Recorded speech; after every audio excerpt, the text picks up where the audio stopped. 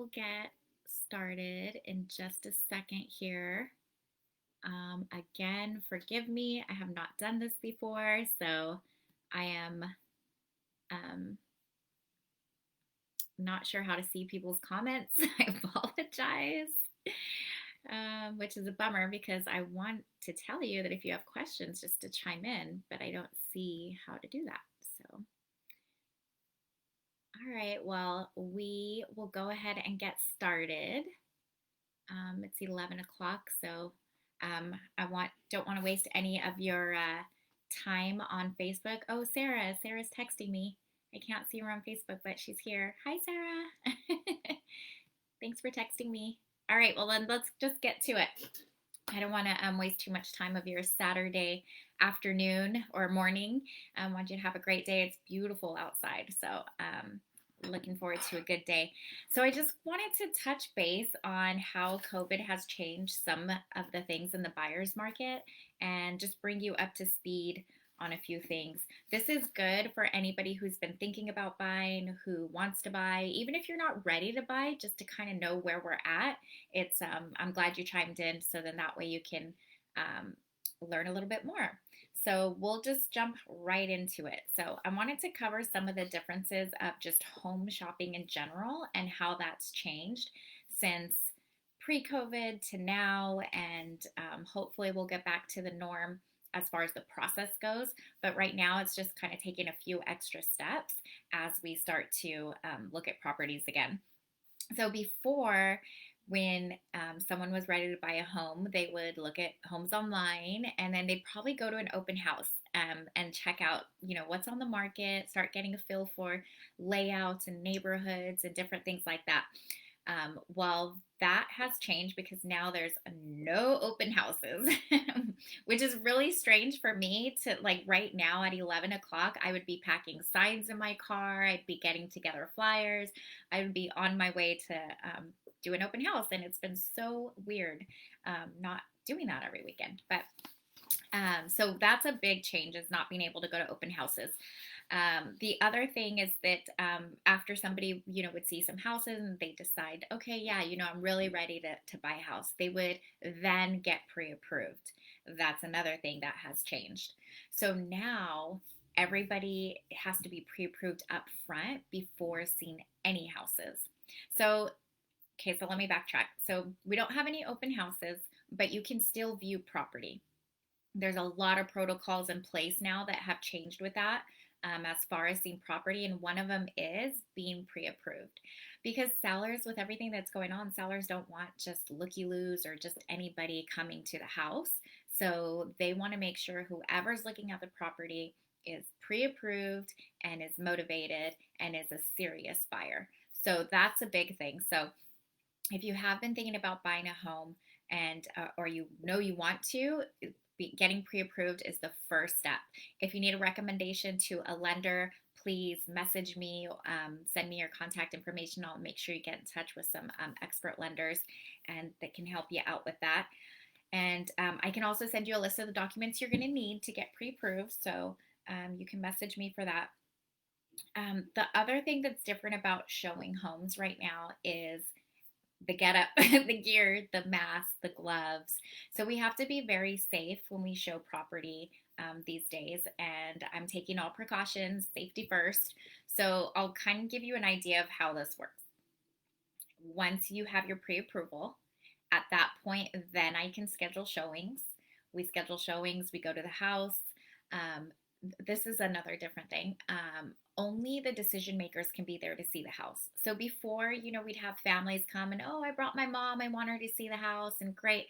Well, now they're limiting it to only the people that are what we call decision makers, people that are going to be signing that offer to be able to see the house. Even children, they ask if children can get a babysitter, so then that way it limits that traffic as well. So we show up at the house.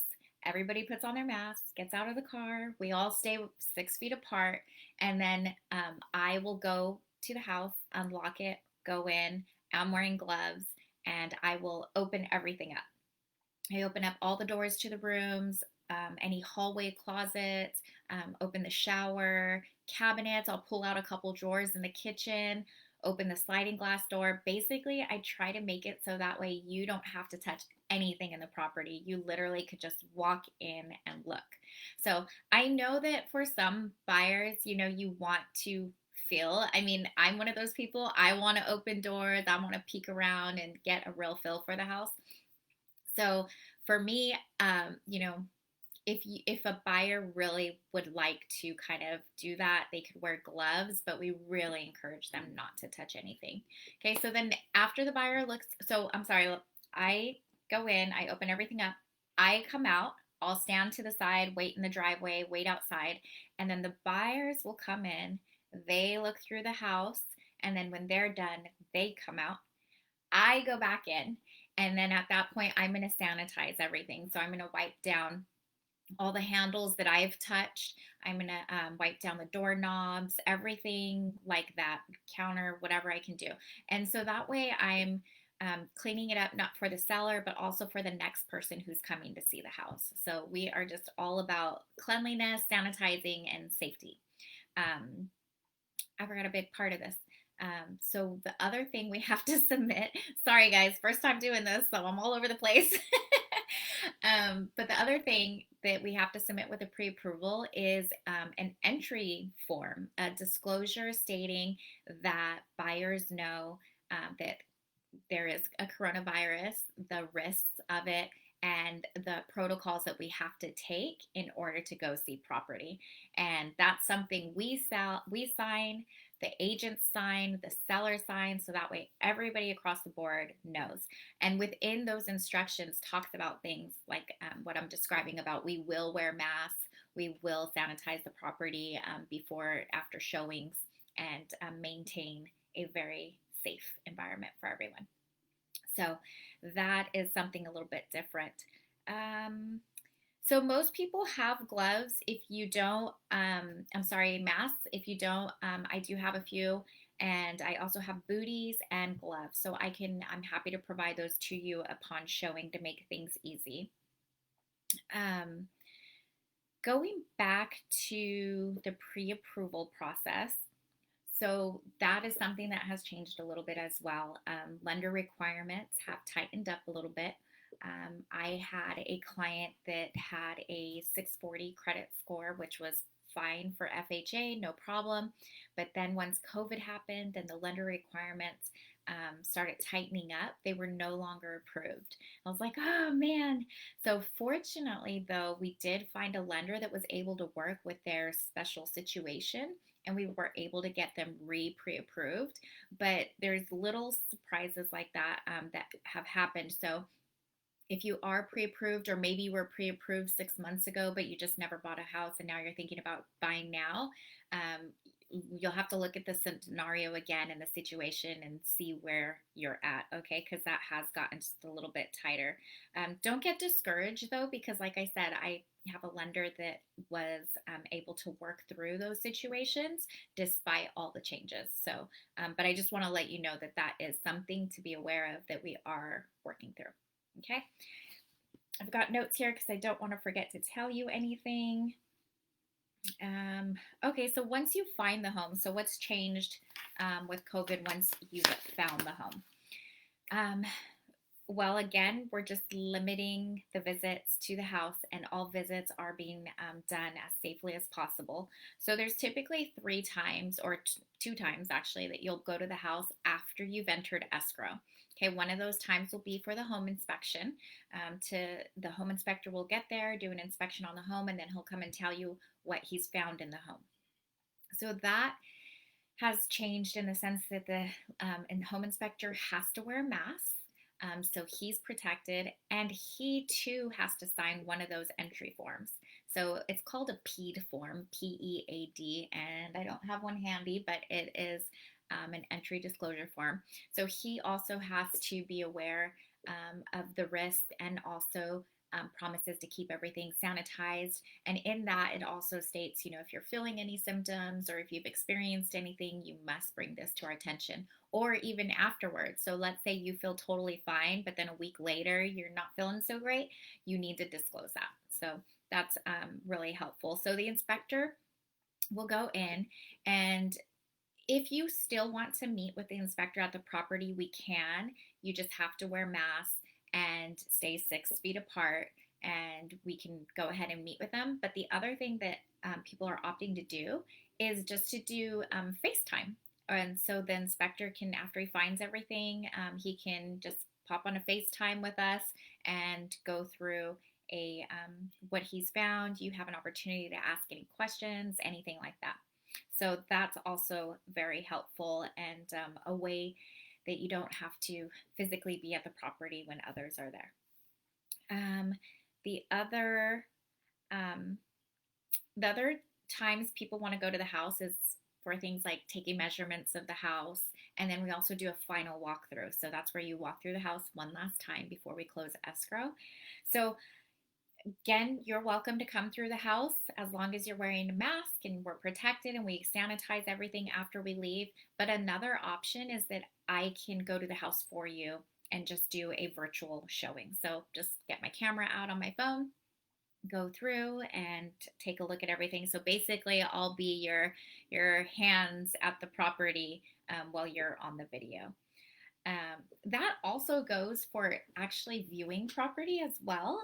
So let's say um, you're not really comfortable with seeing property in person, but you are ready to house shop. I can definitely look at properties for you and do virtual showings. So we can do that one of two ways. One, I can go to the property and just film a video, and I can, send that over to you. But the thing about that is I'm going to show you what I think, you want to see, but I may not show you everything you want to see.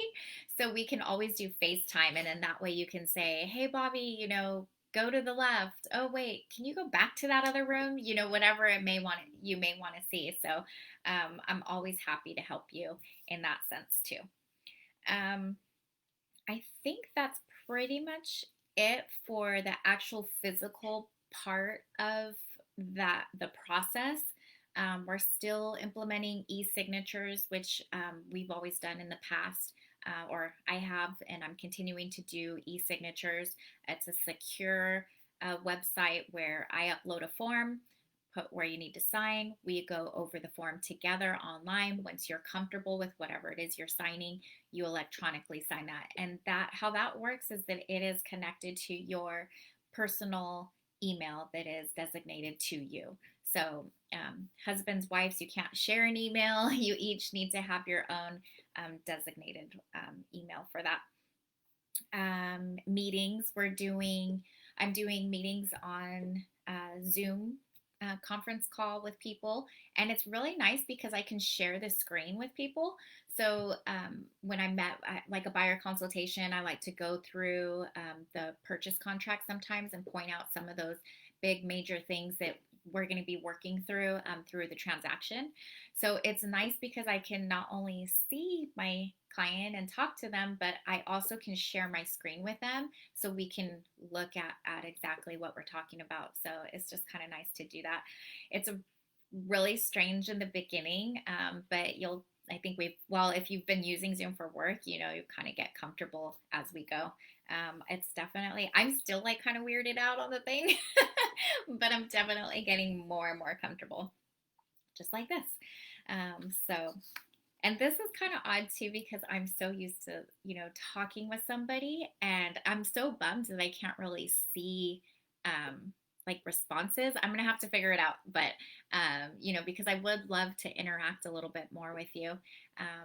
But message me with any questions that you have, and I'm happy to get back to you and answer anything you might need.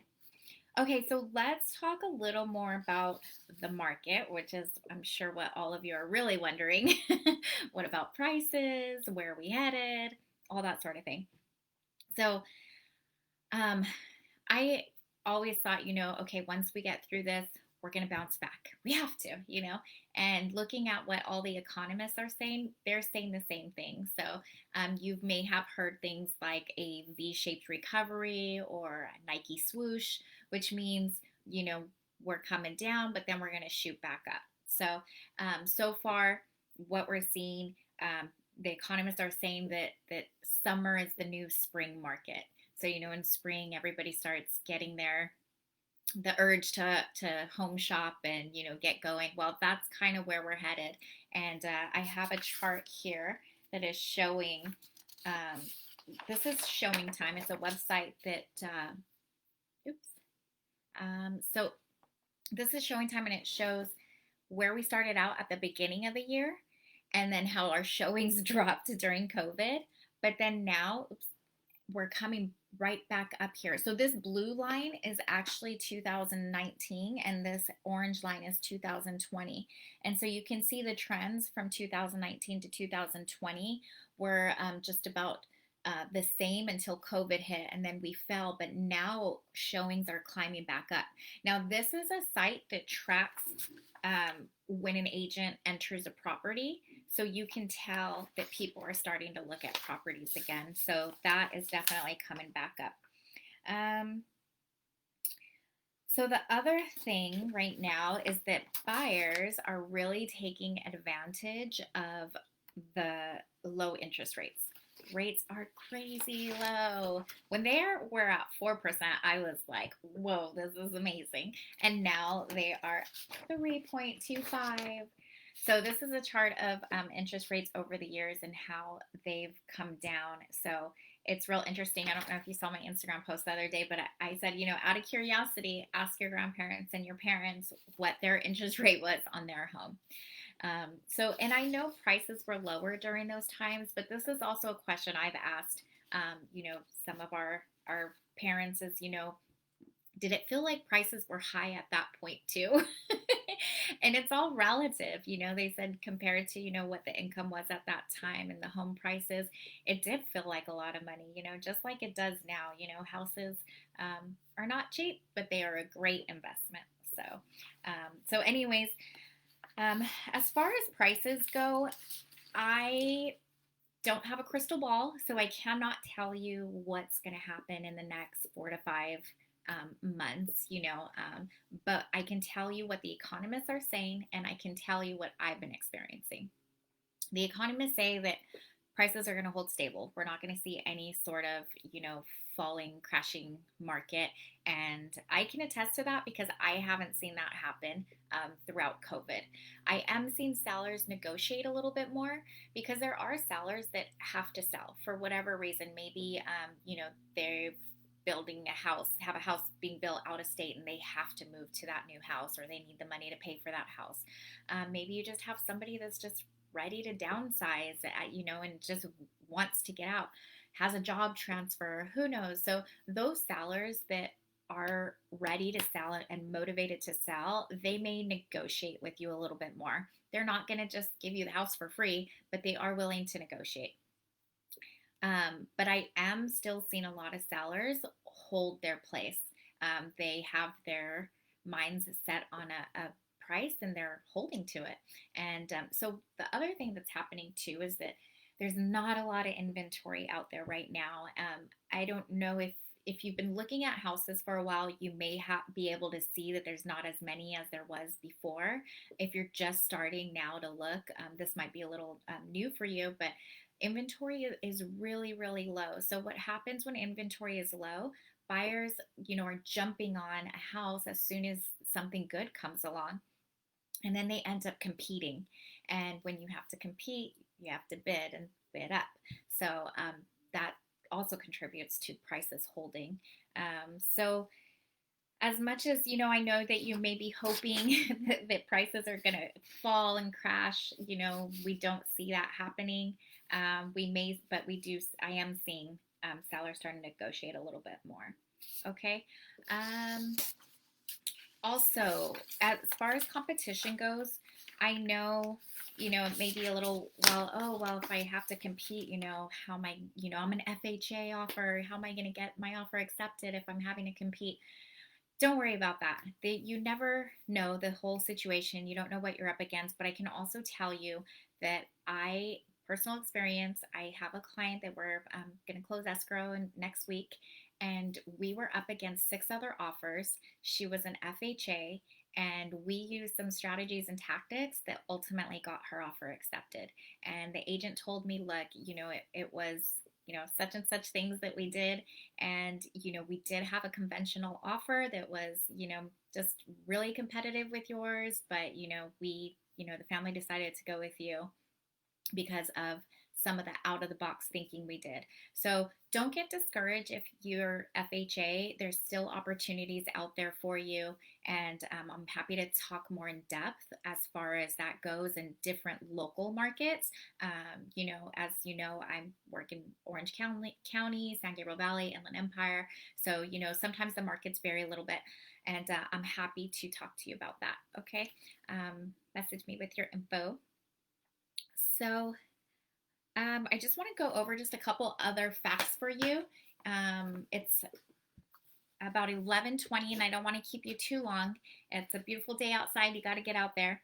So I just want to let you know, though, the Federal Reserve did a survey this month, or their report this month, I'm sorry, and they said 75% of job losses are temporary layoffs and furloughs, meaning that companies expect 75% of that workforce to go back to work. And then I don't know if you heard, but this past week, Amazon said that they're keeping over 125,000, something like that, of their staff on as full-time employees. So employment is starting to look a little bit better there. And then also the number of people collecting unemployment has gone down. So that means people are finding jobs or getting rehired. So I know a lot of these stats can be a little bit confusing. So if you want to discuss that more, please feel free to reach out to me. I'm happy to talk about that. And then lastly, the Wall Street Journal did a survey with 60 of the top economists, and 83% of them said the economy will start to recover in the third quarter of 2020. So everybody's predicting we're going to see that Nike swoosh come on up. So all of these are just leading indicators that the market and the economy is headed for recovery, and that we are going to, well, we already are bouncing back. So I've seen the light at the end of the tunnel. So I just want to encourage you that, if you do have questions, everybody's situation is different, and everybody has a different scenario or different components that come into play when you're deciding whether or not it's your time to buy. So if you do have questions or you want to discuss that further, please message me. Or you can also go on to my Facebook business page. There's a place where you can book your own appointment. There's time sets in there, and you just click the time you want, and then we'll touch base and just talk a little bit more about your personal situation. That way you can game plan. And then just something else, about me is, whether it's now or later, I'm always here to help you and lend you the information that you need. I know that it's a big decision to make when buying a house. So, it's something I want you to be well educated on, and something that you feel confident in and comfortable. So it's always best to have a game plan and to strategize what your moves will be getting to that point. So the other thing I want to offer you is a buyer's guide, just a little more information as far as the do's and don'ts leading up to buying a house. There are certain things that you do and don't want to do, so I want to make sure you're aware of that. And then just some of the terminology as far as real estate goes, as far as real estate goes, with what certain words mean and different things, just to kind of help you start getting a better handle. So if you would like that, please message me your email address, or send me a text, 626-922-1301. That's on my website too. So I think that's it for today. Again, I'm really sorry that I didn't have this figured out to see questions or anything. I'm going to get that worked out. But I appreciate you chiming in, and look forward to keeping in touch. Thanks. Have a great day. Happy Saturday.